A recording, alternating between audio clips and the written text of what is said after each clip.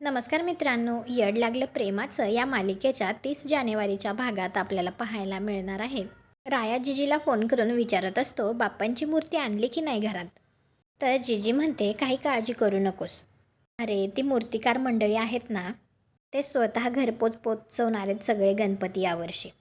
तर राया म्हणतो, चालतंय चालतंय जिजी, असं म्हणून तो फोन ठेवून देतो. काही वेळेनंतर आता घरी गणपती येतो, तर जिजी बाहेर येते आणि ती म्हणते, घरात कोणच पुरुष मंडळी नाही आहे, मग मी हा गणपती आत कसा नेऊ. त्याच वेळी मिहीर तिथे येतो. त्याच्या सगळ्या तोंडाला गुलाल लागलेला असतो. तर तो म्हणतो, तुमची काही हरकत नसेल तर मी गणपती घरात नेऊ. तर त्याचा आवाज ऐकून आता जिजी त्याच्याकडेच बघत असते, परंतु त्याच्या सगळ्या चेहऱ्याला गुलाल लागलेला असतो. त्याच्यामुळे त्याचा चेहरा काही नीटसा दिसत नसतो. तर तुम्हाला काय वाटतं, जिजी मिहीरला ओळखू शकेल का? कॉमेंट करून नक्की सांगा. व्हिडिओला लाईक करा, आपल्या मराठी मालिका चॅनलला सबस्क्राईब करा. भेटू पुढील भागात.